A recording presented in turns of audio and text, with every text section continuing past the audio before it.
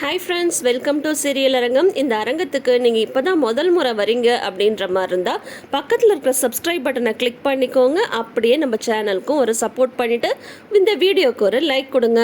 இன்றைக்கி நம்ம பார்க்க போகிறது அழகே அழகு சீரியலுக்கான ரிவ்யூ தான். இன்றைக்கி தேதி ஜூன் 16 செவ்வாய்க்கிழமை. என்ன நடக்குது, இந்த லக்ஷ்மி என்னெல்லாம் நாடகம் போடுறாங்க, ஏன் நாடகம் போடுறாங்க, அப்படி மதி என்ன தான் கேள்வி கேட்டாங்க பார்த்தலாமா? நேற்று வீட்டுக்கு ஒரு பிரச்சனையை பண்ணலான்னு தங்கராஜ் நினைக்கிறாரு. இந்த மாதிரி பாக்யராஜுக்கு ப்ரமோஷன் கிடைச்ச விஷயத்த சொல்லி மாறா அங்கே பாக்யராஜை எல்லாரும் பாராட்டி தள்ள இவருக்கு ரொம்ப ஒரு மாதிரி அப்செட் ஆகி போயிடுது. அதுக்கப்புறம் ரேவதி, மதி, மலர், பாக்யராஜ் 4 பேரும் சிரிச்சிட்டு இருக்கிறத பார்த்துட்டு அதுக்கு எதுக்கு தான் சிரிச்சிங்க அப்படின்னு கேட்கும்போது அண்ணன் ஒரு ஜோக் சொல்லிச்சுன்னு சொல்லிட்டு ரேவதி சமாளிக்க, அது என்ன ஜோக்கு இப்போ நீ சொல்லியே ஆகணும்னு சொல்லிட்டு தங்கராஜ் கேட்க ரேவதியும் ஒரு ஜோக்கை சொல்கிறாங்க. அது என்னன்னு பார்த்தா ஆல்ரெடி இது நம்மலாம் கேட்ட ஜோக்காக தான் இருக்கும். ஆனால் என்னத்தையாவது சொல்லி சமாளிக்கணும்ல, அதுக்காக இந்த ஜோக்கை சொல்கிறாங்க ரேவதி. அதாவது 3 எறும்பு நடந்து வந்துட்டு இருந்ததா. அப்போ வழியில் வர வழிபோக்கு ஒருத்தவங்க, உன் பின்னாடி எத்தனை எறும்பு வருது அப்படின்னு சொல்லி கேட்டதுக்கு 2 எறும்புன்னு சொல்லிச்சான். அப்புறம் அடுத்த எறும்பு கிட்ட கேட்கும் போது அது 1 எறும்புன்னு சொல்லிச்சான். அப்புறம் 3ஆவதாக வந்த எறும்பு கிட்ட கேட்கும் போது அதுவும் 1 எறும்புன்னு சொல்லிச்சான். அது எப்படி அப்படின்னு சொல்லிட்டு தங்கராஜ் கேட்க, அந்த எறும்பு பொய் சொல்லிச்சாங்க அப்படின்னு சொல்லிட்டு ரேவதி சொல்லிட்டு சிரிக்கிறாங்க. ஏண்டி இதெல்லாம் ஒரு ஜோக்கா? இந்த ஜோக்குக்காகவா நீ அவ்வளோ தூரம் சிரிச்சு அப்படின்னது? ஆமாங்க, நல்ல ஜோக்கு தானே, சிரிங்க, நீங்களும் சிரிங்க அப்படின்னு சொல்லிட்டு ரேவதி சொல்ல, இப்போ பொய் சொன்னது எறும்பா இல்லை நீயா அப்படின்னு சொல்கிறாங்க. எறும்பு தாங்க பொய் சொல்லிச்சு, நான்லாம் பொய் சொல்லலை அப்படின்னு சொல்லிட்டு ரேவதி சொல்ல, இந்த பாரு, இந்த மாதிரி மொக்க ஜோக்குக்கெல்லாம் நீ சிரிக்கக்கூடாது, புரியுதா? இனிமேல் இந்த மாதிரி ஜோக்குக்கெல்லாம் சிரிக்கிற வேலைலாம் வச்சுக்காத. இல்லை எனக்கு ஒன்று புரியல, இதுக்காகவா அப்படி விழுந்து விழுந்து சிரிச்சிங்க அப்படின்னு சொல்லிட்டு கேட்குறாங்க. கேட்கும் போது ஆமாங்க, நீங்கள் தான் ஏதோ சீரியஸாக இருக்கீங்க, ஏன்னா நீங்கள் ஒரு விஷயத்த நினச்சிட்டு வந்தீங்க, ஆனால் இங்கே அந்த மாதிரி நடக்கலைல்ல அப்படின்ற மாதிரி ரேவதி கேட்குறாங்க. நான் என்ன நினச்சேன் அப்படின்னு சொல்லிட்டு தங்கராஜ் கேட்கும்போது, இல்லை அண்ணனுக்கு ப்ரமோஷன் கிடைச்ச விஷயத்த வீட்டில் சொல்லி பிரச்சனை பண்ணலான்னு நீங்கள் நினச்சிங்க, ஆனால் வீட்டில் எந்த பிரச்சனையும் ஆகலைல்ல, அதனால தான். அப்படிங்கும்போது எனக்கு ஒன்றும் உங்கள் அண்ணனுக்கு ப்ரமோஷன் கிடைச்சதை வச்சு வீட்டில் பிரச்சனை பண்ணணுன்னு ஆசைலாம் கிடையாது, புரியுதா? இந்த விஷயத்த வீட்டில் சொல்லாமல் விட்டானேன்னு சொல்லணும்னு தான் நான் வந்தேன்.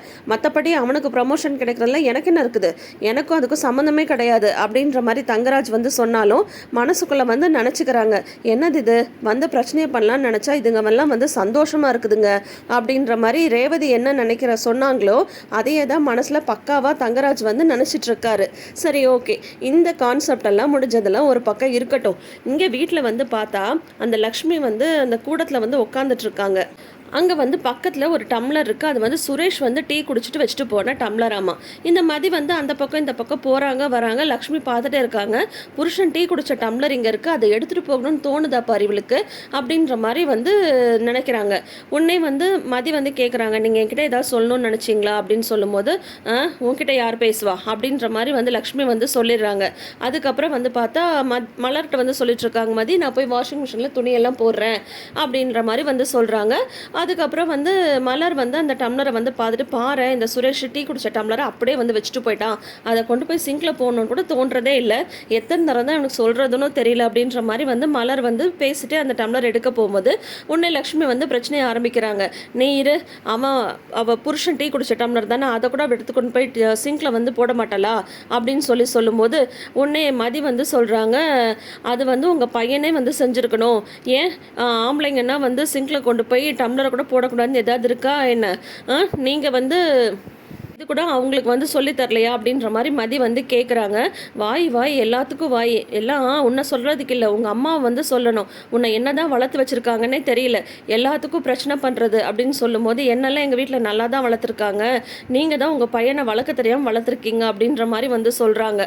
என்ன இந்த மாதிரி சொல்கிற அப்படிங்கும்போது, ஆமாம், ஒரு நல்ல குணமாக இருக்கா, ஈர துணியை பெட்டில் கொண்டு போடுறது, அழுக்கு துணியை அந்த லாண்ட்ரி பேஸ்கெட்டில் போடாமல் கண்ட இடத்துல போட்டு வைக்கிறது, யூஸ் பண்ணுற திங்ஸ் எல்லாத்தையும் எடுத்து வைக்கிறது கிடையாது, இஷ்டத்துக்கு எல்லாம் போட்டு போகிறது, அந்த மாதிரி எந்த ஒரு ஹேபிட்டாவது நல்ல ஹேபிட் இருக்கா, இதெல்லாம் அவருக்கு தான் தெரியணும், அதை விட்டுட்டு நான் எதுக்கு இதெல்லாம் செய்யணும் அப்படின்னு சொல்லும்போது, ஏன் புருஷனோடதெல்லாம் நீ எடுத்து வச்சா என்ன, ஆம்பளைங்க இந்த வேலையெல்லாம் செய்யணுமா அப்படின்னு கேட்குறாங்க லக்ஷ்மி. உன்னை மாதிரி சொல்கிறாங்க, இதில் என்ன ஆம்பளைங்க வேலை பொம்பளைங்க வேலைன்னு சொல்லிட்டு இருக்குது, அவங்கவுங்க வேலையை அவங்கவுங்க தானே செய்யணும் அப்படின்னு சொல்கிறாங்க. உடனே வந்து சொல்லிட்டு எனக்கு உள்ள வேலை இருக்குது நான் போகிறேன் அப்படின்ட்டு மதி வந்து போயிடுறாங்க. வேறு எதுவுமே பேசுறதில்ல. பார்த்தா மலர் வந்து பார்த்துட்டே தான் இருக்காங்க. டக்குன்னு இவங்க வந்து பார்த்தா நெஞ்சை பிடிச்சிட்டு ஐயோ எனக்கு நெஞ்சு வலிக்குதே நெஞ்சு வலிக்குதேன்னு வந்து ஆரம்பிச்சிடுறாங்க. அப்பயே மலருக்கும் தெரிஞ்சிடுது, மதிக்கும் வந்து தெரிஞ்சு போயிடுது இது வந்து ஆக்டிங் தான் அப்படின்ட்டு.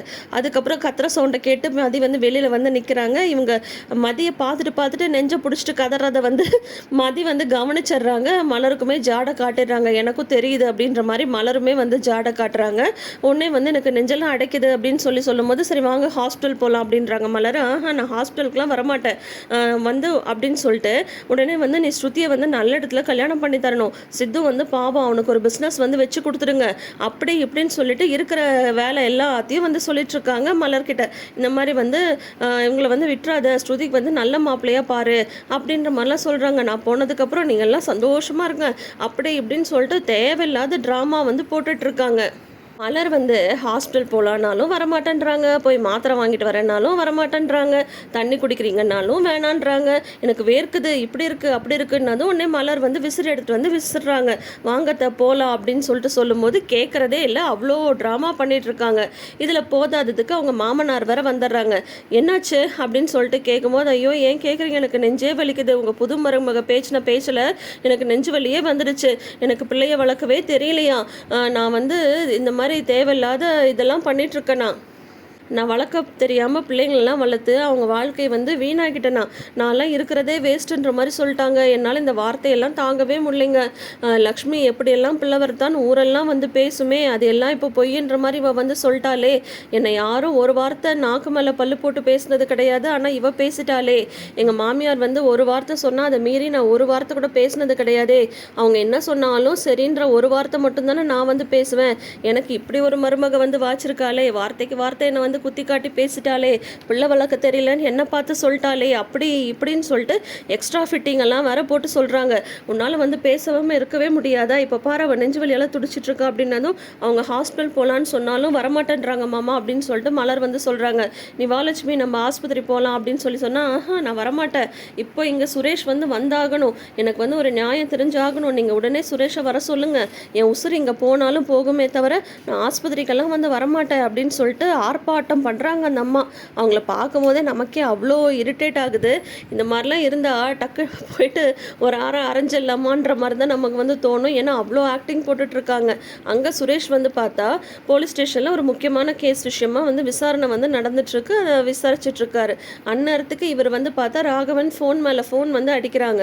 ஏன் இப்படி ஃபோன் அடிச்சுட்டே இருக்காங்க, டக்குன்ட்டு வந்து அவர் ஃபோன் வந்து எடுக்கும்போது ஏன்னா உனக்கு ஃபோன் அடித்தா ஒரே ரிங்கில் எடுக்க மாட்டியா அப்படின்னு சொல்கிறாங்க. இல்லைப்பா முக்கியமான வேலையாக இருந்தேன் அப்படின்னு சுரேஷ் வந்து சொல்லும்போது இங்கே உங்கள் அம்மா வந்து சாக கிடக்குறாடா, நெஞ்சு வலியில் துடிச்சிட்டு இருக்கா அப்படின்னு சொல்கிறாங்க. பின்னாடி இருந்து இவங்க வேறு ஒரே சவுண்டு, ஐயோ அம்மாம்மா நெஞ்சு வலிக்குதே அப்படின்னு சொல்லிட்டு ஒரே சவுண்டு, ஒரே ஆர்ப்பாட்டம் தான்.